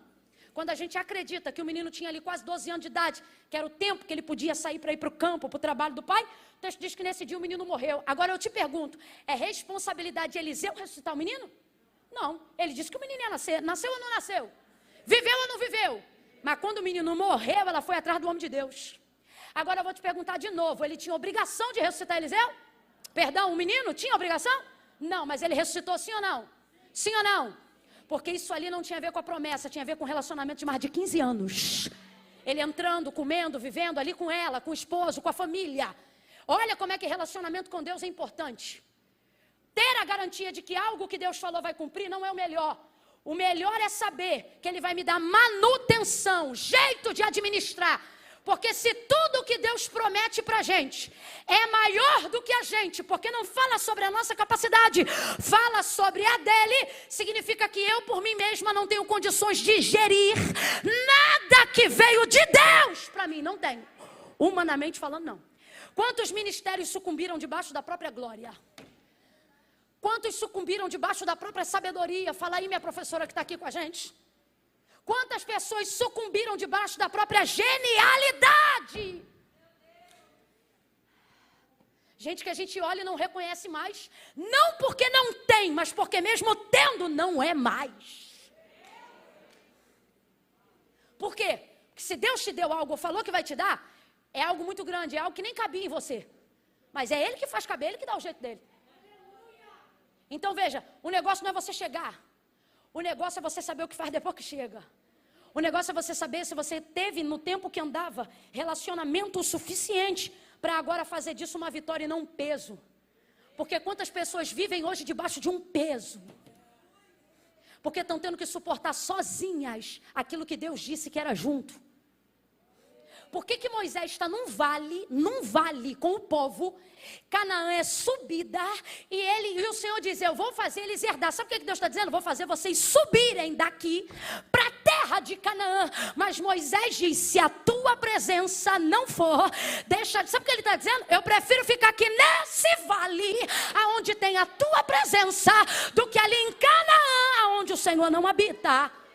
Aí Deus diz assim, olha isso, Deus diz assim, Moisés, então tá bom, minha presença vai contigo para te fazer descansar. Sabe o que Deus está dizendo? Nem coluna, nem nuvem, só você vai saber que eu estou.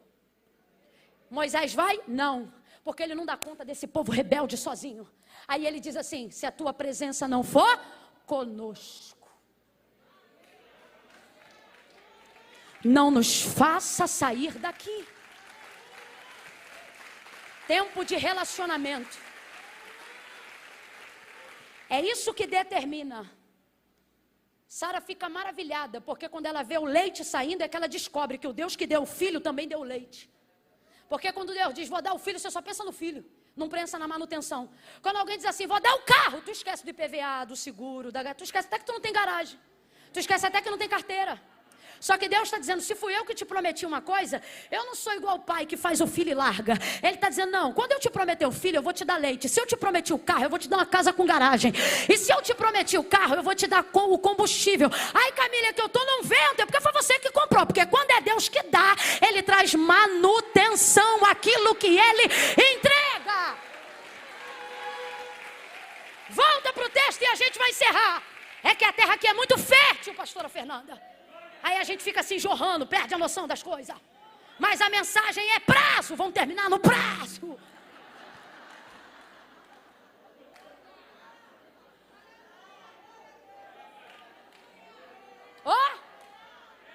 Sai da Judeia, destino final, Galileia. Mas no meio Samaria, a terra dos errados, lugar da pendência. Mas se Deus quer que eu passe por aqui, não importa o problema que tem aqui, não importa quem começou, o que importa é que aquilo que Ele me confiou tem condições de resolver. Mas por que a gente deixa as pendências no meio? Porque a gente acha que elas são maiores do que realmente são. Vamos lá. O objetivo de Jesus, alcançar toda a Samaria. Estamos falando de uma? Não, estamos falando de milhares de milhares. E Jesus vai a milhares de milhares? Não, porque Ele chega no meio cansado. Mas quando você está na rota certa, no caminho que Deus deu para você, até no seu descanso você produz. O texto diz que ele chegou ali como? Cansado. Vamos lá para a gente seguir junto? Chegou ali como? Que obra de Deus cansa, irmão. Cansa. Mas isso não significa que é ruim. Está na hora de você aprender isso. Cansaço se tornou uma palavra pejorativa, quando na verdade ela deveria ser consequência de um resultado. A gente faz tudo que não deve e diz, ai, foi o cansaço. Ai, que eu estou cansado. Realmente é. Mas o problema é que você provavelmente, para sentir-se assim, está cansando pelos motivos errados. E o problema não é cansar. Porque quem aqui já deitou num dia que conseguiu fazer tudo o que tinha para fazer e sentiu cansaço, e ao invés de sentir tristeza, sentiu orgulho? Falou, eita rapaz, eu já arrebentei. Eita que eu sou uma mulher pau, mulher maravilha, sabe de nada. Quem já sentiu isso? Qual foi o homem que tinha um cronograma de um dia que parecia ilógico, mas você deu conta, fez até o que não estava no plano. Quando você deitou na cama, você disse, rapaz, eu sou macho. Vou te falar. Ficou? Porque o problema não é ficar cansado. O problema é saber o que está nos... Qual é o motivo do cansaço? Jesus chegou cansado, mas ele está triste? Está acabado? Está desistido? Vai cumprir o ministério agora. Cansado. Chega e senta no poço. Por quê?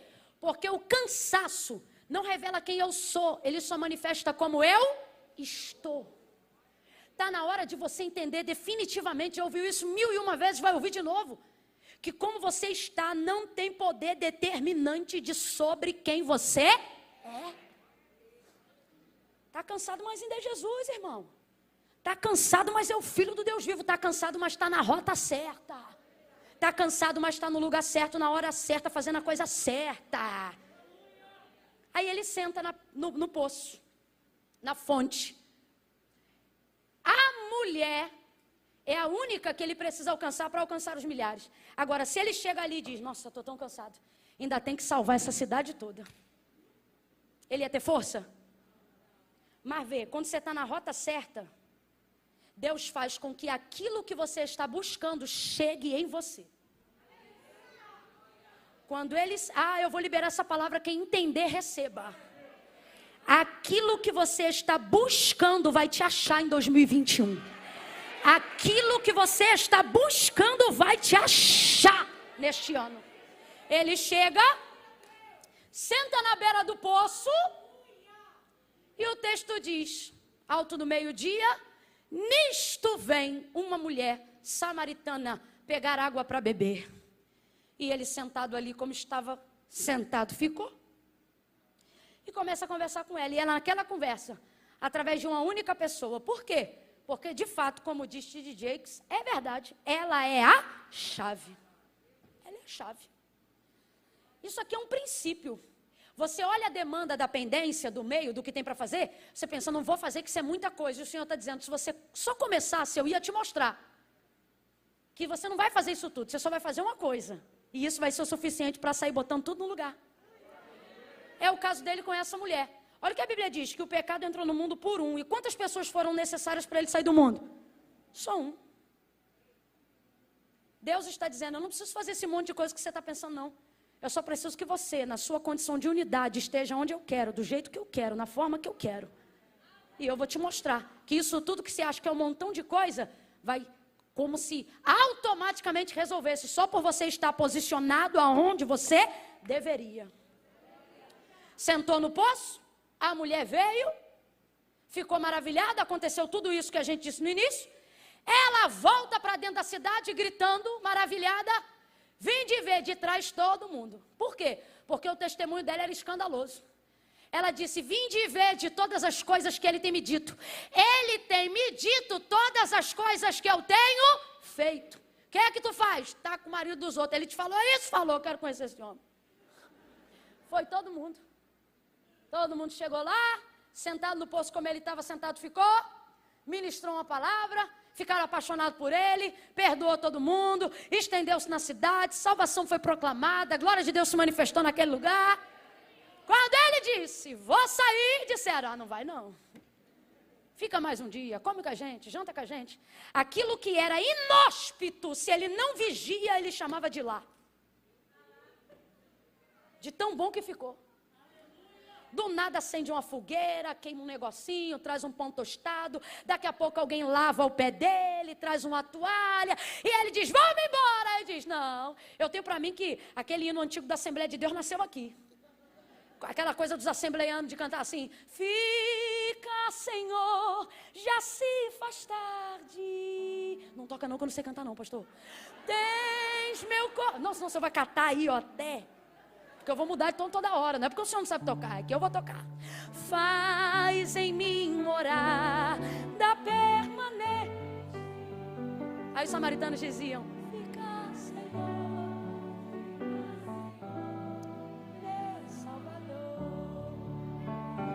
Você que é músico bom, faz até quem não canta cantar.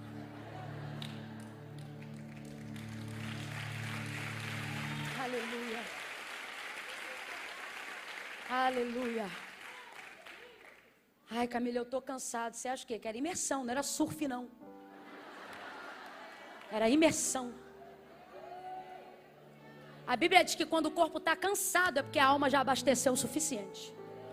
Salomão diz isso.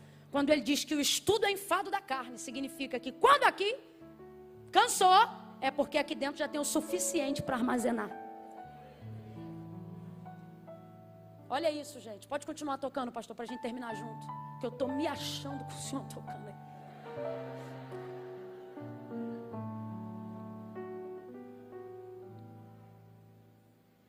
Nosso problema é que a gente acha que só tem recompensa no final. Só tem vitória no final. Só tem honra no final. Só tem milagre no final. E o Senhor está deixando claro hoje aqui. Não deixa a sua ânsia de chegar no final roubar de você a experiência do durante. Porque é isso aqui que faz você chegar aqui. E ao invés de dizer, cheguei, você vai dizer, vive.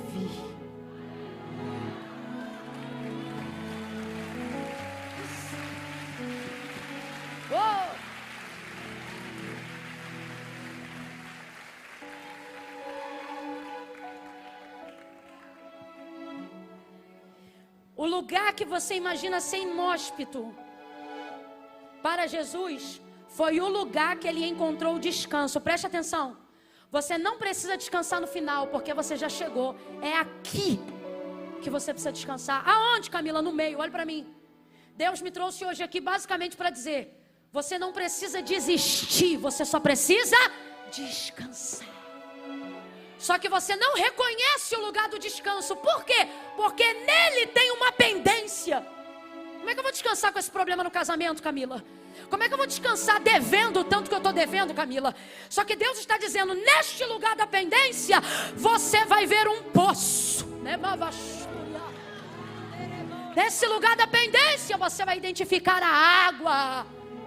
Nesse lugar da pendência, eu vou te mostrar. Assim diz o Senhor nesta tarde para alguém. Que este lugar que parece inóspito não é só problema. Aí também tem amigos, aí também tem comunhão, aí também tem fogueira, aí também vai ter lava-pés, aí também vai ter água, aí você vai encontrar casas, aí você vai fazer amigos. Mas se você só quiser chegar, você vai perder isso aqui.